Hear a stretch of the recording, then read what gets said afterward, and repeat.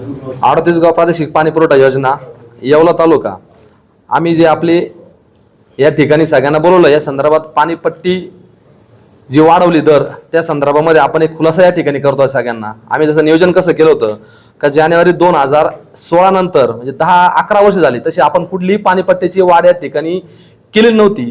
त्यानंतर ज्या आपला कोविड आला, कोविडमध्ये वसुलीचा थोडा प्रॉब्लेम झाला, कोविडमध्ये काही ग्रामपंचायतीची वसुली कमी झाली। त्याच्यानंतर विचार झाला का वीज बिलाचा मेन मुद्दा जो होता का वीज बिल आपलं 52% वीज बिलाची वाढ झाली। ती वाढ आज बघता ती योजना शक्यच नव्हतं आपण पाणीपट्टी वाढवल्याशिवाय। त्यानंतर जे साहेबांनी सोलर लावलं की ही योजना आजपर्यंत जी चालली की याच्यात जर खरं श्रेय असेल तरी भुजबळ साहेबांचं आहे। भुजबळ साहेबांनी सोलर त्या ठिकाणी बसवलं, सोलर बसवल्यामुळं लाईट बिल आपलं कमी झालं, परंतु त्या पट्टीमध्ये आजच्या तुलनेत 2026 मध्ये 52% वीज बिल वाढलेलं आहे। ते वीज बिल जे वाढलंय तर ते 7 लाखाच्या पर गेलंय। त्याचे आपल्याकडे सगळे तुमच्याकडं बिल आहे, आपल्याकडे जे लाईट बिल होतं हे 1-1.5 लाख रुपये 2 लाखापर्यंत होतं। जे सोलर जे म्हणता भुजबळ साहेबांच्या मंत्रालयात त्याच्या मीटिंग घेतल्या, सोलर बसवलं, परंतु सोलर रात्री त्याचा उपयोग होत नाही आणि MECBने आपलं सोलरचं त्यांना जे जाणारं युनिट आहे त्याच्यावर पण त्यांनी आकारले का 3 रुपये पर युनिट आकारलेलं आहे, म्हणून ते बिल आम्हाला आज भरणं शक्य नाही। म्हणून जो सगळा एकंदरीत खर्च बघता 41-42% वाढ झाली। आणि जलसंपदा विभागाचा जो विषय पट्टीचा जो पट्टी वाढली जलसंपदा विभागाची आपले 3 यामध्ये हंगाम असता त्यांनी आपल्याला काय करून ठेवलं त्या याच्यामध्ये आपल्याला त्यांनी दुपटीची वाढ केली। कशामुळे केली तर बिगर सिंचन असल्यामुळं। म्हणून आपला रब्बी हंगाम असेल त्याच्यानंतर रब्बी आहे आणि खरीप आहे आणि उन्हाळा हंगाम आहे, याचे वेगवेगळे बिल येतात। 20 लाख रुपये आपलं वर्षाला त्या ठिकाणी त्यांचाच बिल त्या ठिकाणी भरावं लागतं। आणि दुसरा मुद्दा याच्यात असा होतो का आम्ही जुलै 2026च्या तुलनेत विचार केला का आमचा जो टोटल खर्च ताळमेळ जो घेतलाय तर आम्ही जी आकारली आहे ती 9,23,000 रुपये जुलै 2026 ची आणि खर्च आम्हाला येतो 11,37,000 रुपये। मग तो जर विचार केला तर 2,14,000 रुपये जुलैमध्ये ती लॉस मध्ये दिसतं। हा जर निर्णय घेतला नाही तर योजना लगेच बंद पडू शकते। म्हणून हा जो निर्णय घेतला हा तात्काळ घेतला आणि सगळ्या ग्रामपंचायतीला त्या संदर्भात आपण नोटीस दिलंय। कुठल्याही ग्रामपंचायतीचा कोणाचा फोन आला नाही, कोणाचा पत्र आला नाही आणि पट्टी वाढली किती आहे का प्रत्येक या ठिकाणी 1 लाख लिटर पाण्याला 300 रुपये पट्टी वाढली आणि एक गाव 5 टाक्या पाणी घेतं म्हणजे गावाला 1500 रुपये पट्टी वाढली। म्हणजे घराच्या तुलनेत वाढली तर 5 रुपये 10 रुपयाच्या पुढे पट्टी वाढणार नाही। काही ग्रामपंचायतीनं ती पट्टी आज 80 रुपये महिना आहे, काही 150 रुपये महिना आहे। या संदर्भात BDO साहेबांना आम्ही पंचायत समितीत बोलून त्या ठिकाणी सगळे प्रशासक आहे त्या ठिकाणी सगळ्या त्या ठिकाणचे ग्रामसेवक असतील, ज्या ठिकाणचे काही प्रशासक असतील त्यांना बोलवलं, BDO साहेबांकडे जी मीटिंग घेतली त्याचा खुलासा सगळ्यांना केला। त्या ठिकाणी आम्हाला कोणी असं म्हणलं नाही की पट्टी तुम्ही वाढू नका का एवढी का वाढवत आहे, आपण 11 वर्षात पट्टी वाढवली नव्हती, त्या टायमाला त्याची गरज नव्हती, काही चालत होतं। दुसरा सगळ्यात महत्वाचा मुद्दा असा झाला का आपल्याला जे शासनाकडे 50% बिलाचा परतावा येत होता तो परतावा आज आपल्याकडे 70 लाख रुपये त्या घेणं होतं, पण ती शासनाची स्कीम बंद केली। स्कीम बंद झाल्यामुळे तो परतावा आपला याच्या रद्द झाला। ते झाला असताना तिथं अजून मुद्दा असा मांडला का आपण तुम्हाला सांगायला हरकत नाही का आपण 4 वर्ष झाले कुठलाही प्रकारचा 1 रुपयाही त्या लिकेजवर खर्च केलेला नाही 4 वर्षात। बाकी योजना बघितलं तर 3 लाख रुपये 4 लाख रुपये वर्षाचा मेंटेनन्स खर्च आहे। आम्ही या ठिकाणी तुम्हाला सांगायला हरकत नाही का इतके मोठे मोठे त्यात खर्च केले। पाईपलाईन नाही, 210 किलोमीटरची पाईपलाईन आहे। 210 किलोमीटरची पाईपलाईन असताना त्यामध्ये 90 किलोमीटरची DI ची पाईपलाईन आहे, 110 किलोमीटरची PUC पाईपलाईन आहे आणि ती PUC पाईपलाईन असताना ही जे तुमच्या समोरचे फोटो आहे तरी 4 वर्षात आम्ही कुठला 1 रुपयाचाही त्या लिकेजवर खर्च केलेला नाही। त्यांनी जर तुम्हाला कोणी सांगितलं असेल की या गोष्टीमध्ये का डबल बिल काढले, आम्ही 1 रुपया खर्चच केला तर बिल डबल काढण्याचा मुद्दाच कुठं आला नाही। यामध्ये भुजबळ साहेब या ठिकाणी जर आले तर पहिलं विचारता किती गावांना पाणी पुरवठा चालू आहे, गावाचं पाणी किती शिल्लक आहे, तुमचं काय कुठली अडचण आहे। गावच्या महिलांकडे जर गेलं जर बघितलं गावामध्ये तर लोकांना नाव घेता किती का ही योजना महाराष्ट्रात नाही तर देशात गाजलेली आहे। हैदराबाद सारख्या सरकारने, तेलंगणा सरकारने आम्हाला त्या ठिकाणी बोलवलं गेलं होतं। या योजनेच्या धर्तीवर बाकी योजना झाल्या पाहिजे। आपण या संदर्भात सगळा वेळोवेळी खुलासा पण केलाय आणि एकमेव फक्त मी तर असं सांगेल गावातल्या महिला असं म्हणता का नळापर्यंत जे पाणी पोहोचतं याचं सगळं श्रेय फक्त भुजबळ साहेबांना जातंय। अशी इतके दिवस ही कुठली योजना चालू शकत नव्हती, याला शासनाचा 1 रुपयाही न मिळता ही योजना चालतीये। आपल्या आम्हाला किती दुष्काळ झाले, किती पाणी नाही आलं, किती टँकर गावांना चालू आहे, नळापर्यंत जे पाणी पोहोचतं तर आज गावाकडे जर गेलं तर लोक मळ्यातून गावात पाणी आणत होते, आज लोक गावातून मळ्यात पाणी घेऊन जाता, ही कृपा फक्त भुजबळ साहेबांची आहे. म्हणून साहेब आम्हाला आल्यानंतर पहिले सांगता, बाबा अरे तुझं काय अडचण आहे, पाण्याचा काय प्रॉब्लेम आहे, तळ्यात किती पाणी शिल्लक आहे, किती दिवस पुरणार आहे, याचा जो पाठपुरावा ते करता. आता सुद्धा साहेबांचं आम्ही लक्षात आणून दिल्यानंतर साहेबांनी परत सोलरचं यामध्ये मागणी केली आहे. सोलर पण आपण साहेबांच्या माध्यमातून सोलर पण या ठिकाणी आपल्याला परत उपलब्ध होणार आहे. म्हणून असं जे काही कोणी मांडलं असेल तर हे अजिबात असं काही याच्यामध्ये कुठलंही विषय नाही आणि 100 रुपयाची दुरुस्ती पण आम्ही यामध्ये घेतलेली नाहीये. यामध्ये तुम्हाला सांगायला हरकत नाही का तुम्ही जे सांगितलं का 90 किलोमीटरची DI लाईन आहे, PUC 110 किलोमीटर आणि CIची 100 किलोमीटर, हे 10 किलोमीटर अशी 210 किलोमीटरची पाईपलाईन आपली. म्हणून असं काही जी दरवाढचा मुद्दा होता तो न केला तर योजना या ठिकाणी चालू शकत नव्हती. आणि योजनाचे रेट वाढलेली हे फक्त 300 रुपये, 1 पैसा पर लिटरला पाण्याचा खर्च, 1 पैसा पर लिटर. आणि बाकी महागाईची तुलनेचा विचार जर केला, आपली महागाई पेट्रोल असेल वा बाकी तुम्ही विचार करा रेट कुठं कांगणाला भेटलेले आहे. या महागाईच्या तुलनेत 11 वर्षात आपण कुठलीही वाढ केली नाही. आणि समितीचे आपण या ठिकाणी ऑडिट रिपोर्ट आहे, आम्ही दर वर्षाला याचं ऑडिट होतं, हे सगळे ऑडिट रिपोर्ट हे सगळं तुमच्या समोर या ठिकाणी मांडणार आहे. आम्ही त्याचे खुलासा या ठिकाणी तुम्हाला करणार आहे. आणि आज रोजी समितीला कुठलं ऑफिस नाही बसायला, संगणक सुद्धा नाही योजनेला घेतलेला. आम्ही कुठेतरी पंचायत समितीला कर्मचारी बसून बिलं तयार केले जातात. आणि प्रत्येक ठिकाणी कुठल्याही 15 वर्षात आम्ही अध्यक्ष असतील उपाध्यक्ष असतील 1 रुपयाचंही कशाला कोणाला मानधन घेतलेलं नाही. ग्रामपंचायत सदस्य असतील, सरपंच असतील, पंचायत समिती लोक असतील, यांना मानधन आहे. या संदर्भात आम्ही अजून शासनाकडे 10 वर्षापूर्वी एक मागणी केली होती का सदर समिती परत पुनर्गठन करण्याची ठरली तर कशी केली पाहिजे. अशी समिती कुठंच केलेली नाही. आपल्या योजनेवर सगळे लोक करताय. आम्ही जिल्हा परिषदेला पत्रव्यवहार केलाय, मंत्रालयात पत्रव्यवहार केलाय. ह्या संदर्भात आम्हाला खुलासा केला पाहिजे तुम्ही की कसं नियोजन करायचं, नवीन कधी करायचं झाली तर कशी गठीत करायची. या संदर्भात आम्ही पत्रव्यवहार केले, त्याचे सगळे तुम्हाला आमच्याकडे पुरावे ते पण आम्ही तुमच्याकडे या ठिकाणी देतो. अनेक दिवसांपासून तेच अध्यक्ष आहेत, तेच आहेत. कुठल्या धर्तीवर ही समिती नेमण्यात आली होती आणि ही समिती बेकायदेशीर आहे असं आरोप करण्यात आला, यावर काय सांगा? मुद्दा समजून घेतला पाहिजे. याची पार्श्वभूमी अशी की 2009 साली जेव्हा MGPने ही योजना पूर्ण केली त्यावेळेस ही योजना जिल्हा परिषदने चालवायला घेतली पाहिजे होती. तत्कालीन जिल्हा परिषदने असा ठराव केला की ही योजना चालवणं जिल्हा परिषदेच्या उत्पन्नाला शक्य नाही. त्यामुळे मग ही योजना कोणी चालवायची म्हणून हा आदरणीय भुजबळ साहेबांनी कॅबिनेटला विषय घेतला आणि महाराष्ट्रातली एकमेव ही योजना प्रायोगिक तत्वावर ही त्या 38 गावच्या लोकांची समिती करायची आणि त्या समितीने ती योजना चालवायची असं त्यावेळेस ठरलं. ते ठरल्यानंतर त्यावेळेस आपले राधाकिसन आप्पा सोनवणे जिल्हा परिषदेचे अध्यक्ष होते, संभाजीराजे पवार पंचायत समितीचे सभापती होते. त्यांच्या उपस्थितीत येवला पंचायत समितीला मीटिंग झाली. 38 गावच्या सरपंचामधून सचिन भाऊची अध्यक्षपदी आणि माझी उपाध्यक्षपदी निवड झाली. तिथून पुढे 1 एप्रिल 2012 पासून हा कारभार सुरू झाला.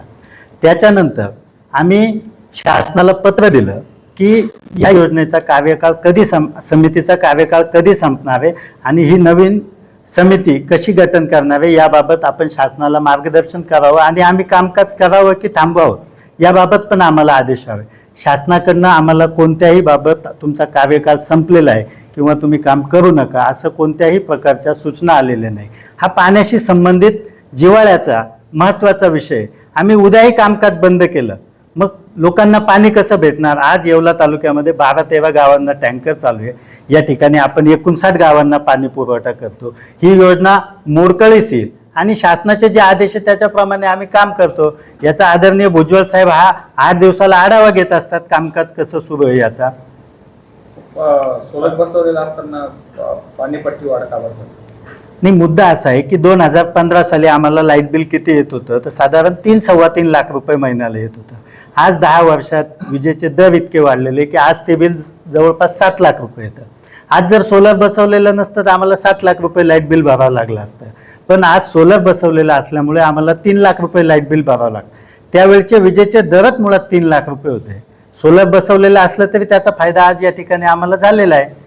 झालेल्या आमसभेत जे 38 गाव पाणी पुरवठा योजना आहे त्या योजनेमध्ये बोगस बिलं काढून भ्रष्टाचार झाल्याचा आरोप झाला आहे. तो केवळ राजकीय विरोध म्हणून होतोय का त्याचं वास्तव नेमकं काय आहे? येवला 38 गाव योजना ही भारतातली 1 नंबरची योजना आहे. वर्ल्ड बँकेने जो सर्वे केला 2015-16 साली त्यावेळेस भारतातली ही 1 नंबरची योजना म्हणून त्यांनी जाहीर केलं. म्हणजे हे येवलेकरांसाठी एक कौतुकाची बाब आहे की भुजबळ साहेबांनी हाताळत असलेली योजना भारताला आदर्श ठरलेली. तेलंगणा राज्याने त्यांच्या कॅबिनेटला ठराव केला की येवल्याच्या 38 गाव योजनेच्या धर्तीवर आपल्या राज्यातल्या योजना तयार करायच्या आणि समितीमार्फत चालू आहे. आज खरं म्हणजे आपल्या येवलेकरांचं हे दुर्दैव आहे की या योजनेवर असे आरोप केले जातात. आपला कारभार इतका पारदर्शक आहे की तो कधीही त्यांना पाहायला भेटेल. आम्ही जर ठरवलं असतं तर आम्ही त्या ठिकाणी चांगलं ऑफिस तयार केलं असतं, तिथं खर्च करायला पैसे होते. गेल्या 15-16 वर्षाच्या इतिहासात आम्ही बसायला साधी 1500 रुपयाची खुर्ची सुद्धा त्या ठिकाणी घेतली नाही. आम्हाला कोणत्याही प्रकारचं समितीला त्या ठिकाणी मानधन नाही. फक्त भुजबळ साहेबांचे जे आदेश आहेत की आपल्याला ही पाणी योजना सुरू ठेवायची, ही देशाला आदर्श ठरलेली योजना आहे, त्याच्याप्रमाणे आम्ही त्या ठिकाणी काम करतोय. लिकेजेसच्या विषयाला खर्च करायचा विषय येतच नाही, कारण आपण जे कॉन्ट्रॅक्टर नेमलेले त्या कॉन्ट्रॅक्टरने वार्षिक छोटी मोठी लिकेजेस जे असतील ती त्याच्यामध्ये करायची, ते स्वतःच करतात. पैसे देण्याचं कुणाला कारणच येत नाही. पाण्याच्या शुद्धतेबाबत देखील प्रश्नचिन्ह निर्माण करण्यात आले. आळे मिश्रित पाणी येते असंही बोललं गेलं. हाही गंभीर आरोप करण्यात आला. पाण्याच्या शुद्धतेबाबत आमच्याकडे कुठल्याही प्रकारची एकही तक्रार आलेली नाही. कधी तक्रार आली असेल तर आम्ही समितीचे अध्यक्ष, उपाध्यक्ष, BDO साहेब आम्ही त्या ठिकाणी जाऊन त्या शंकेचं निरसन करतो. परंतु जर काही ठिकाणी राजकीय आळ्या निर्माण झाल्या असतील तर त्याच्या आमच्याकडे काही तक्रारी आलेल्या नाही, त्याचं पण आम्ही निरसन करतो. 38 गाव योजनेवरती महाराष्ट्राचं हे मॉडेल आहे आणि अशा समितीवरती तो गावचा सरपंच किंवा उपसरपंच असणं असा बंधनकारक असा काही नियम आहे? नाही, असं आहे की या समितीचे जे 38 गावांचे सदस्य आहे हे त्या गावचे पाणी पुरवठा व स्वच्छता समितीचे अध्यक्ष असले पाहिजे, सरपंच असले पाहिजे असं नाही. पण कायद्यात असं आहे की सरपंच हे पदसिद्ध त्या समितीचे अध्यक्ष असतात त्या गावचे. पण ज्या सरपंचांना वाटतं की आपल्याला स्वच्छता समितीचं पाणी पुरवठ्याचा अध्यक्ष व्हायचं नाही, ते सरपंचाच्या परवानगीने इतर गावातील कोणत्याही व्यक्तीला ग्रामसभेचा ठराव करून त्या स्वच्छता समितीचे अध्यक्ष करतात.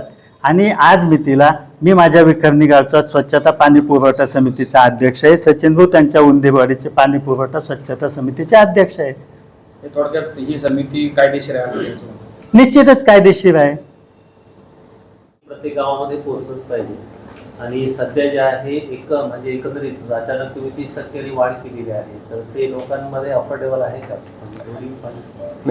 मूळ मुद्दा असा आहे, ज्यावेळेस ही योजना तयार झाली ही 38 गाव पाणी पुरवठ्यासाठी योजना होती.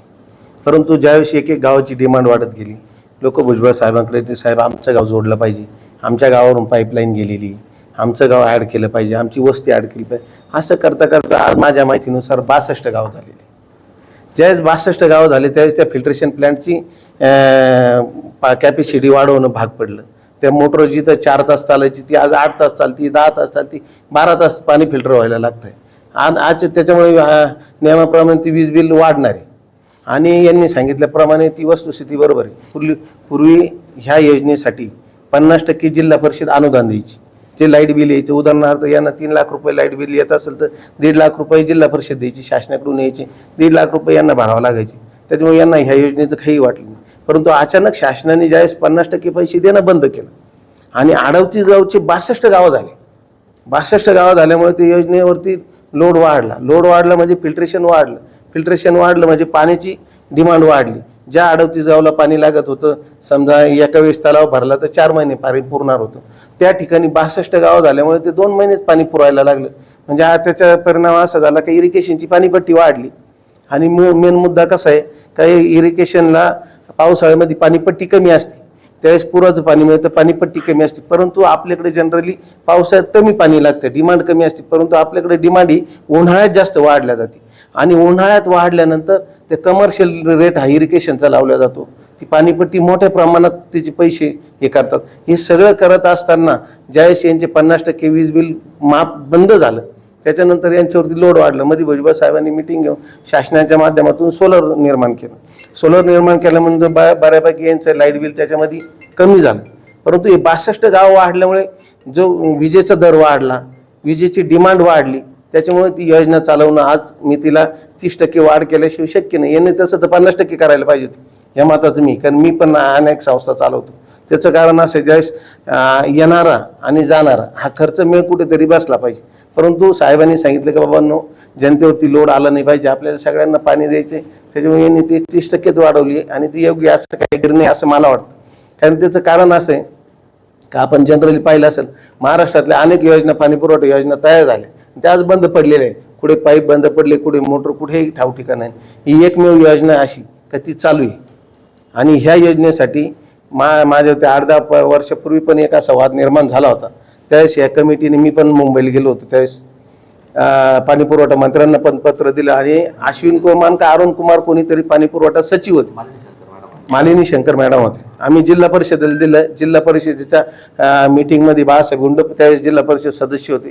तिथं असा चर्चेला विषय आला का बाबा या कमिटीला आपल्याला पुनर्वसन करण्याचा अधिकार नाही, आपल्याला राज्य सरकारकडे याचं मार्गदर्शन मागावं लागणार आहे. त्यानंतर जिल्हा परिषदेने पण स्टँडिंग कमिटीमध्ये ठराव करून तसं मार्गदर्शन मागण्यासाठी राज्य सरकारकडे पत्रव्यवहार पण केलेला आहे. त्यावेळेस वाढती महागाई लक्षात घेता जे आहे, जी वाढलेली पट्टी आहे, तर आता ज्या ठिकाणी आमसभा झाली त्याच्यामध्ये गट विकास अधिकारी आहेत, त्यांनी तात्पुरती त्याला स्थगिती दिली आहे वसुलीला.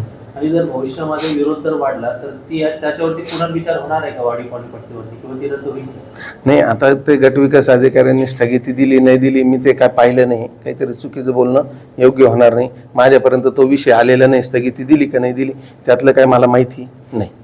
त्याने असं सांगितलं होतं की समिती जी पाणीपुरवठा समितीची 38 गावची समितीची बैठक घेऊ आणि त्यानंतर निर्णय घेऊ, असं तर तोपर्यंत ही वाढलेली वसुली थांबवतं असं बोललं. नाही, मी आता ते पूर्ण ऐकलंच नाही तर काहीतरी चुकीचं बोलणं योग्य होणार नाही ना.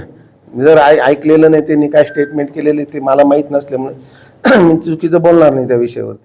आपण असं जाहीर केलं होतं की समितीची बैठक होईपर्यंत जी वाढलेली पाणीपट्टी मी स्थगिती देतोय किंवा आकारण्यात येणार, नेमकी याबद्दल संभ्रम निर्माण झालेला आहे, याबद्दल आपण खुलासा करा. सगळ्यात महत्त्वाची गोष्ट जी आहे, ही जी 38 गावे पाणी पुरवठा योजना आहे, तर या समितीची निवड कशी होते याच्याबद्दल पहिल्यांदा मी आपल्याला क्लिअर करतो. प्रत्येक ग्रामपंचायतीमध्ये एक स्वच्छता, आरोग्य आणि पाणी पुरवठा समिती असते. सरपंच हे जे असतात त्याचे पदसिद्ध अध्यक्ष असतात आणि ग्रामपंचायत अधिकारी असतात ते त्याचे सचिव असतात. या व्यतिरिक्त ग्रामसभेला जर असं वाटलं की याच्या व्यतिरिक्त ते ग्रामसभा दुसऱ्या व्यक्तीची सुद्धा त्या ठिकाणी पाणीपुरवठा स्वच्छता समितीच्या अध्यक्षपदी निवड करू शकते. मग 38 गावं योजनेमध्ये ज्या सर्व ग्रामपंचायती ज्या आहेत, ज्या या ग्रामपंचायती 38 गावे पाणी योजनेत समाविष्ट आहेत, त्या सर्व ग्रामपंचायतीच्या स्वच्छता, पाणीपुरवठा आणि आरोग्य समितीचे अध्यक्ष आणि सचिव हे जे आहेत, तर यांच्या माध्यमातून ही जी 38 गावे पाणीपुरवठा योजना आहे, तर यांच्या अध्यक्ष आणि सचिव, उपाध्यक्ष यांची त्या ठिकाणी निवड होते. तर आता तालुक्यामध्ये अशी किंवा ऑल महाराष्ट्रामध्येच अशी परिस्थिती आहे की आता बहुतांश ग्रामपंचायतीमध्ये त्या ठिकाणी नियमित सरपंच नाहीत. त्या ठिकाणी जे नियमित सरपंच होते त्यांना प्रशासनाने एक 6 महिन्यासाठी मुदतवाढ दिलेली होती. आता ती मुदतवाढसुद्धा त्या ठिकाणी संपून गेलेली आहे. म्हणजे स्वच्छता आणि गाव पातळीवर काम करणाऱ्या स्वच्छता, आरोग्य आणि पाणीपुरवठा समित्या ज्या आहेत ते सध्या तरी त्या ठिकाणी कार्यरत नाहीत. ज्यावेळेस आता या संदर्भामध्ये ह्या समितीचं पुनर्गठन करायचं असेल किंवा त्याच्यामध्ये काही निर्णय घ्यायचा असेल तर या समितीचे जे अध्यक्ष आणि सचिव यांची त्या ठिकाणी मीटिंग घेण्याची आवश्यकता आहे. परंतु या समित्याच कार्यरत नसल्यामुळं आता जी 38 गावे पाणीपुरवठा योजनेची जी कार्यरत समिती आहे त्यांच्या माध्यमातूनच आपल्याला त्या ठिकाणी निर्णय घेणं आवश्यक आहे. त्याच्यामुळे भविष्यात ज्यावेळेस निवडणुका होतील आणि निवडणुकीच्या माध्यमातून त्या ठिकाणी सरपंच त्या पदावर बसतील त्यावेळेस आम्ही त्या आरोग्य, पाणीपुरवठा आणि स्वच्छता समित्या ज्या आहेत तर त्यांची निवड झाल्यानंतर तालुका पातळीवरती आम्ही. आणि दुसरी गोष्ट अशी आहे की या समितीच्या पुनर्गठनाच्या संदर्भामध्ये ऑलरेडी शासनाला आपण त्या ठिकाणी मार्गदर्शन मागवलेलं आहे. ते मार्गदर्शन पण आपल्याला त्या ठिकाणी मिळालेलं नाही. तर आम्ही परत एकदा शासनाला रिमाइंडर पाठवू आणि या समित्यांचं पुनर्गठन कसं करायचं तर याच्या संदर्भात शासनाला परत मार्गदर्शन मागू आणि शासनाकडून मार्गदर्शन मिळाल्यानंतर त्या ठिकाणी आम्ही समितीचं पुनर्गठन करण्यासंदर्भातची प्रक्रिया करू. आणि दुसरा जो मुद्दा आहे की स्थगिती दिली, तर सध्या जर 38 गावे पाणी योजनेचा एकूण जर खर्च बघितला तर वीज बिलामध्ये जवळजवळ 51% त्या ठिकाणी वाढ झालेली आहे आणि योजनेचा एकूण खर्च जो आहे तो 40% त्या ठिकाणी वाढलेला आहे. त्याच्यामुळे ही योजना जर आपल्याला कार्यरत ठेवायची असेल तर ही वाढ करणं त्या ठिकाणी गरजेचं आहे. आता मी त्या दिवशी त्या ठिकाणी असा स्टँड घेतला की जोपर्यंत या 38 गावचे सरपंच आणि सचिव आहेत त्यांची आम्ही एकत्रित भेट म्हणजे बैठक लावून जोपर्यंत आम्ही काही निर्णय घेत नाहीत तोपर्यंत आम्ही याच्या जी वाढ केलेली आहे 30%ची त्याला तात्पुरत्या स्वरूपामध्ये आम्ही वसुलीला स्थगिती देऊ. परंतु आता 38 गावाच्या अंतर्गत ज्या ग्रामपंचायती आहेत तिथं स्वच्छता आणि पाणी पुरवठा समित्या ज्या आता कार्यरत आहेत तर त्या अस्तित्वात नसल्यामुळे त्यांची आता बैठका घेण्याचा या ठिकाणी प्रश्नच येत नाही. त्याच्यामुळं 38 गावे पाणी योजना जी कार्यरत समिती आहे या समितीने जी 30% जी वाढ केलेली आहे ग्रामपंचायतीसाठी आणि 20% खाजगी प्रयोजनासाठी, तर ही वाढ आपल्याला त्या ठिकाणी ही योजना जर आपल्याला चालू ठेवायची असेल तर ती वाढ त्या ठिकाणी करावीच लागणार आहे. त्याच्यामुळे त्याच्यानुसारच याच्या पुढची जी कार्यवाही आहे ती होणार आहे. मग तुम्ही जी तात्पुरती स्थगिती दिली होती किती दिवसांसाठी दिली होती? आता तुम्ही म्हणता की बैठक झालेली नाही, जोपर्यंत बैठक होते तोपर्यंत स्थगिती लागू राहील का? नाही, तर आता तालुकास्तरीय समिती जी आहे तर त्याचे अध्यक्ष उपाध्यक्ष आणि सचिव आणि त्यांची जी समिती आहे तर त्यांनी ते बैठक घेतलेली आहे आणि ही जी 30% वाढ करण्याचा त्यांचा निर्णय त्यांनी कायम ठेवलेला आहे. त्याच्यामुळं भविष्यात जोपर्यंत त्या समितीचं पुनर्गठन होत नाही किंवा 38 गावचे त्या ठिकाणी स्वच्छता पाणी पुरवठा समित्या त्या ठिकाणी कार्यरत होत नाहीत तोपर्यंत हा 30% दरवाढीचा निर्णय हा कायम राहणार आहे. तर ग्रामस्थांनी जो आहे तर ती पाणीपट्टी त्याच्यावरती फेरविचार व्हावा किंवा ती कमी करावी असा जर एक प्रस्ताव आपल्याकडे पाठवला तर त्या संदर्भामध्ये पुनर्विचार असा काही होईल का? आता याच्यामध्ये निर्णय गाव पातळीवर निर्णय या संदर्भात निर्णय घेण्याचा जो अधिकार आहे तर त्या गाव पातळीवरच्या स्वच्छता पाणी पुरवठा समितीचे जे अध्यक्ष आहे आणि सचिव आहेत यांनाच आहे. त्यामुळं हे अध्यक्ष सचिव जोपर्यंत अस्तित्वात येत नाहीत त्याच्यामुळं ह्या समित्यांचं जे मत आहे ग्राम पातळीवरच्या त्यांनी जर आम्हाला काही लेखी दिलं तर त्याचा आम्ही निश्चितच विचार करू. परंतु याच्या व्यतिरिक्त ज्यांचा योजनेशी म्हणजे कुठल्याही प्रकारचा काही संबंध नाही असे जर लोक त्याच्यामध्ये काही हे करत असतील, कारण की योजना जर आपल्याला चालू ठेवायचं असेल तर पुढे आता महागाईचा जर विचार केला तर आपल्याला ही वाढ त्या ठिकाणी करावीच लागणार आहे. जे आता काही ग्रामपंचायत पट्ट्या थकल्या त्यांना वसुलीसाठी आपण काही पावलं उचललं? आता मागच्या 2 महिन्यापूर्वी हा विषय माझ्यापर्यंत आला की बाबा आता योजनेचा खर्च आपल्याला वाढतोय तर आम्ही आता ग्रामपंचायत स्तरावर आता प्रशासकांना शासनाने स्थगिती दिलेली आहे. तर ग्रामपंचायत पातळीवर आता आमचे ग्रामपंचायत अधिकारी आहेत त्यांच्या आम्ही प्रत्येक आमच्या 15 दिवसाला महिन्याला ज्या आढावा बैठका असतात याच्या अनुषंगाने आपण त्या ठिकाणी त्यांच्या नियमित बैठका त्या ठिकाणी घेत असतो आणि बैठकांमध्ये हा वसुलीचा विषय जो आहे त्या ठिकाणी आपण घेत असतो. त्यासोबतच शासन स्तरावरून जे गौण खनिजाचं अनुदान ग्रामपंचायतींना प्राप्त होतं ते सुद्धा आपण त्यांच्याकडे काही जर थकबाकी असेल तर या योजनेकडे आपण त्या ठिकाणी खर्चासाठी वर्ग करतो. आणि याच्या व्यतिरिक्त जर काही ग्रामपंचायतींनी भविष्यामध्ये त्यांची थकबाकी जर वाढतच गेली आणि त्यांनी जर वेळेवर वीज बिल भरलं नाही तर एक शासन स्तरावरून या योजनेचा पदसिद्ध सदस्य सचिव यांना त्याने त्या ग्रामपंचायतीचे जे ग्रामनिधी किंवा पाणी पुरवठ्याचे जे अकाउंट आहेत ते सुद्धा होल्ड करण्याचे मला अधिकार आहेत. त्याच्यामुळं भविष्यामध्ये सगळ्यांनी वेळेवर ही जी आहे तर कर मागणी जी आहे योजनेची जी मागणी आहे तर ते सगळ्यांनी सर्व ग्रामपंचायतींनी त्यांचा पैसे वेळची वेळी भरण्याची आवश्यकता आहे.